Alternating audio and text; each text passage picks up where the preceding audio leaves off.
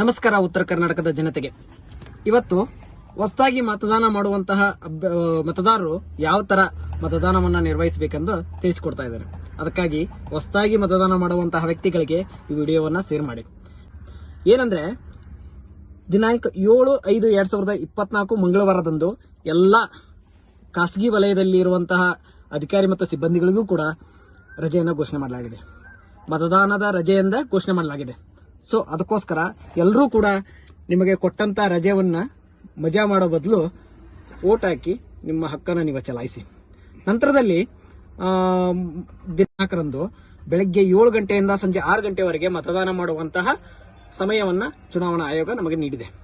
ಅದರ ಪ್ರಕಾರ ನಾವು ಏನ್ ಮಾಡ್ಬೇಕಂದ್ರೆ ಮತದಾನಕ್ಕೆ ಹೋಗುವಾಗ ಕೆಲವೊಂದಿಷ್ಟು ದಾಖಲೆಗಳನ್ನ ತೆಗೆದುಕೊಂಡು ಮತದಾರರ ಗುರುತಿನ ಚೀಟಿ, ಆಧಾರ್ ಕಾರ್ಡು, ಪ್ಯಾನ್ ಕಾರ್ಡು, ಮತ್ತೆ ಅಂಗವಿಕಲರಿದ್ರೆ ಅವ್ರದ್ದು ಅಂಗವಿಕಲತೆಯ ಒಂದು ಚೀಟಿ ಇರ್ತದೆ, ಗುರುತಿನ ಚೀಟಿ, ಅದನ್ನು ಒಯ್ಬೇಕು.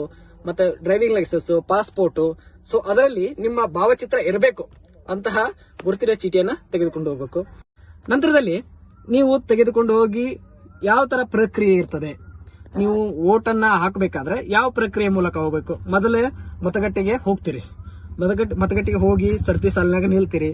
ನಿಂತ ಮ್ಯಾಗ ಅಲ್ಲಿ ಅದಕ್ಕೆ ಮತಗಟ್ಟೆಯ ಅಧಿಕಾರಿಗಳಿರ್ತಾರೆ. ಮತಗಟ್ಟೆಯ ಅಧಿಕಾರಿಗಳು ಮೊದಲ ಸ್ಟೆಪ್ ಏನು, ಹೋಗಿ ಸರತಿ ಸಾಲಿನಾಗ ನಿಲ್ತೀರಿ. ಎರಡನೇದಾಗಿ ಮತಗಟ್ಟೆ ಅಧಿಕಾರಿ ನಿಮ್ಮ ಹೆಸರು ಮತ್ತೆ ಏನ್ ದಾಖಲೆ ಓದಿರ್ತೀರಲ್ಲ, ಆವಾಗಲೇ ತೋರಿಸಿದ್ನಲ್ಲ ಆ ದಾಖಲೆಗಳಲ್ಲಿ ಯಾವ್ದಾದ್ರು ಒಂದು ದಾಖಲೆಯನ್ನ ತೋರಿಸ್ತೀರಿ. ಆ ದಾಖಲೆ ತೋರಿಸಿದಾಗ ಆ ದಾಖಲೆಗಳ ಸರಿ ಇದೆಯೋ ಇಲ್ಲೋ ಎಂಬುದನ್ನ ಆ ಮತಗಟ್ಟೆ ಅಧಿಕಾರಿ ಪರಿಶೀಲಿಸ್ತಾರ. ನಂತರದಲ್ಲಿ ಮತ್ತೊಬ್ಬ ಅಧಿಕಾರಿ ಅಂತ ಹೋಗ್ತೀರಿ. ಅಧಿಕಾರಿ ಅಂತ ಹೋದಾಗ ಆ ದಾಖಲೆಗಳನ್ನ ಪರಿಶೀಲಿಸಿ ನಿಮ್ಗೊಂದು ಶಾಹಿಯನ್ನ ಹಾಕ್ತಾರ. ಶಾಹಿ ಹಾಕಿ ಮೇಲೆ ನಿಮ್ದೊಂದು ಸಹಿ ತಗೊಂತಾರ. ಆ ಸಹಿ ತಗೊಂಡು ನಿಮ್ಮನ್ನ ನೆಕ್ಸ್ಟ್ ಕಳಿಸ್ತಾರ. ಇನ್ನೊಂದು ಅಧಿಕಾರಿ ಅಂತ ಹೋಗ್ತೀರಿ. ಆಗ ಅವಾಗ ಒಮ್ಮೆ ಏನಾಗ್ತದೆ, ಮಿಸ್ಟೇಕ್ ಆಗಿ ಶಾಹಿಯನ್ನ ಹಚ್ಚಿಸ್ಕೊಂಡ್ರಂಗಲ್ಲ. ಸೊ ಅದಕ್ಕೆ ಇನ್ನೊಬ್ಬ ಅಧಿಕಾರಿ ಏನ್ ಮಾಡ್ತಾರೆ, ಆ ಶಾಹಿಯನ್ನ ಪರಿಶೀಲಿಸ್ತಾರ. ಇವರು ಶಾಹಿಯನ್ನ ಹಚ್ಕೊಂಡಿದಾರೋ ಇಲ್ಲೋ, ಅದು ಅಳಿಸಲಾಗದಂತ ಶಾಹಿ ಮೈಸೂರಲ್ಲಿ ತಯಾರಾಗ್ತದಲ್ಲ, ಆ ಶಾಹಿಯನ್ನ ಇವರು ಹಚ್ಕೊಂಡಿದಾರೋ ಇಲ್ಲ ಅಂತ ನೋಡಿ ಪರಿಶೀಲಿಸಿ ಕಳಿಸ್ತಾರೆ. ನಂತರದಲ್ಲಿ ಏನ್ ಮಾಡ್ತೀರಿ, ನೀವು ವಿದ್ಯುನ್ಮಾನ ಯಂತ್ರ ಕಡೆ ಹೋಗ್ತೀರಿ.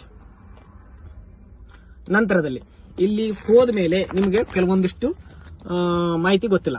ಅಲ್ಲಿ ಹೋದ್ಮೇಲೆ ನೀವು ಮತಗಟ್ಟೆ ಹೋಗಿ ಮಷಿನ್ ಅಂತ ನಿಂತಾಗ ಏನಾಗ್ತದೆ, ಮುಂದೆ ಏನು ಪ್ರೊಸೆಸ್ ಮಾಡಬೇಕು ಅಂತ ಗೊತ್ತಿರೋದಿಲ್ಲ. ಅವಾಗ ಏನ್ ಮಾಡ್ತೀರಿ, ನೀವು ಹೋಗಿ ನಿಂತ ತಕ್ಷಣ ಆ 3ನೇ ಮತಗಟ್ಟೆ ನಿಮ್ಗೇನ್ ಶಾಹಿ ಹಚ್ಚಿದಾರಲ್ಲ, ಆ ಅಧಿಕಾರಿ ಏನ್ ಮಾಡ್ತಾರೆ, ಅವ್ರ ಕಡೆ ಒಂದು ಬಟನ್ ಇರ್ತದೆ. ಅವರು ಒಂದು ಏನ್ ಮಾಡ್ತಾರೆ, ಒಂದು ಸಕ್ರಿಯಗೊಳಿಸ್ತಾರೆ, ಆ ಮಷೀನ್ ಅನ್ನ ಸಕ್ರಿಯಗೊಳಿಸ್ತಾರೆ.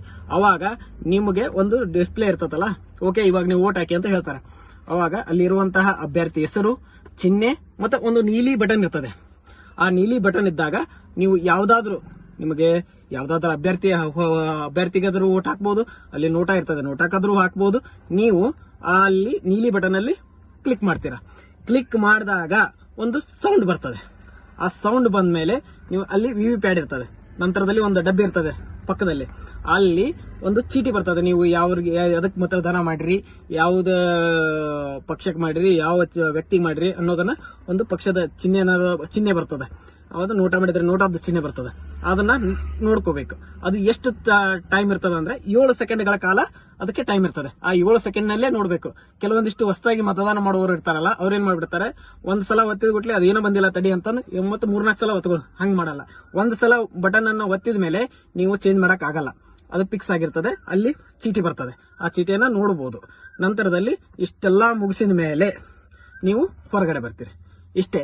ಈ ವಿಡಿಯೋವನ್ನ ಹೊಸದಾಗಿ ಮತದಾನ ಮಾಡ್ತಿರ್ತಾರಲ್ಲ ಅಂತ ವ್ಯಕ್ತಿಗಳಿಗೆ ಕಳಿಸಿ, ಅವ್ರಿಗೂ ಕೂಡ ಈ ಮಾಹಿತಿ ಗೊತ್ತಾಗ್ಲಿ. ನಮಸ್ಕಾರ.